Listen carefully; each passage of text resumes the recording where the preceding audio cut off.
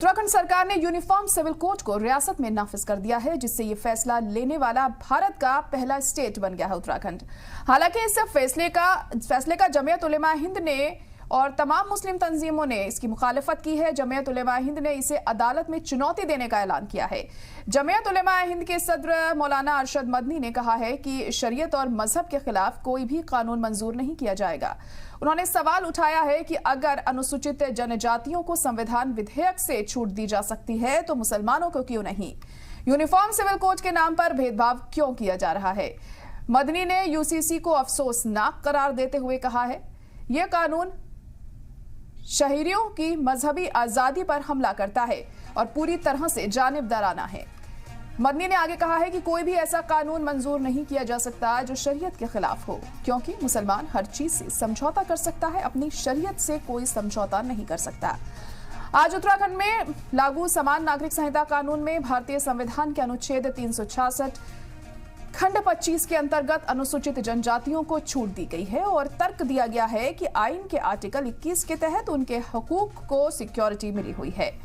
जमीयत ने ऐलान किया है कि वह उत्तराखंड में यूसीसी के लागू होने के फैसले के खिलाफ नैनीताल हाई कोर्ट और सुप्रीम कोर्ट का दरवाजा खटखटाएंगे। मौलाना मदनी ने संविधान के आर्टिकल 25 और 26 का हवाला देते हुए कहा कि ये शहरियों मजहबी आजादी की गारंटी देते हैं। उन्होंने पूछा कि अगर अनुसूचित जनजातियों को यूसीसी से छूट दी जा सकती है तो मुसलमानों को क्यों नहीं। उत्तराखंड में यूसीसी के लागू होने पर मदनी ने कहा है कि ऐसा करके न केवल नागरिकों की धार्मिक स्वतंत्रता पर हमला किया गया है, बल्कि यह कानून पूरी तरह से भेदभाव और पूर्वाग्रह पर आधारित है। जमीयत इस कानून के उस पहलू पर भी विचार करेगी कि क्या किसी राज्य सरकार को ऐसा कानून बनाने का अधिकार है।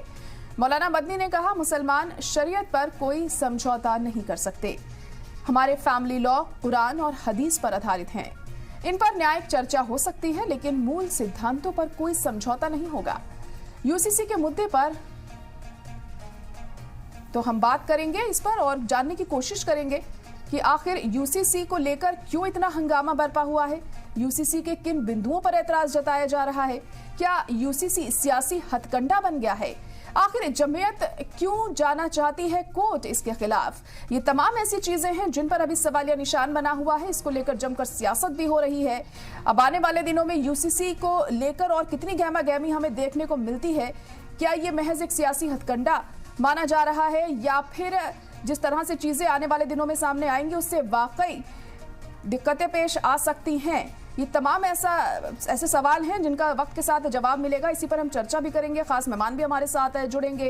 तो आपको एक बार फिर बता दें कि उत्तराखंड यूसीसी नाफिज करने वाला पहला राज्य बन गया है, पहली रियासत बन गया है। हालांकि मुखालिफत लगातार जारी है इसकी और अब जमीयत उलेमा हिंद ने ये बात साफ कर दी है कि वो इसके खिलाफ नैनीताल हाई कोर्ट में भी जाएंगे, सुप्रीम कोर्ट में भी जाएंगे। अब जब कोर्ट में ये मामला जाता है तो उसके बाद क्या कुछ होता है, कोर्ट की तरफ से क्या कहा जाता है, क्या ये जो कानून है क्या इस पर स्टे लगाया जाता है या फिर ये इसी तरह से लागू रहता है, ये वक्त के साथ साफ होगा जब कोर्ट में ये मामला सामने आएगा और कोर्ट पर नजर टिकी होंगी कि वो इस मामले में किस तरह से अपनी बात रखता है और क्या फैसला सुनाता है।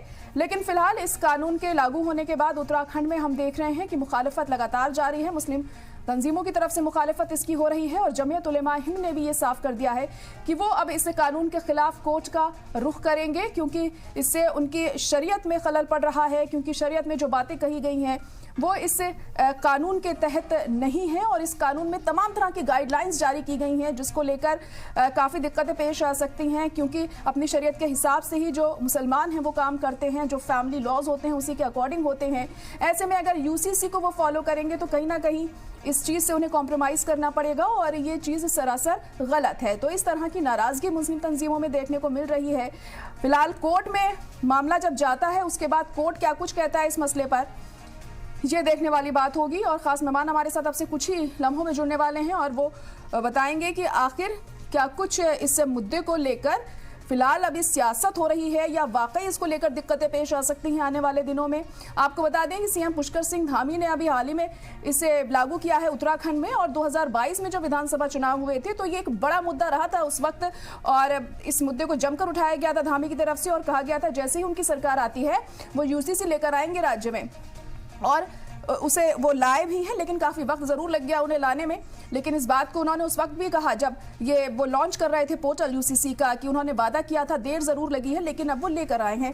क्योंकि इस मुद्दे पर एतराज भी लगातार जताया जा रहा है, मुस्लिम तंजीमों के जरिए एतराज जताया जा रहा है, शरीयत के खिलाफ इसे बताया जा रहा है, इसी वजह से ये कानून मंजूर नहीं है, ये जमीयत की तरफ से कहा जा रहा है।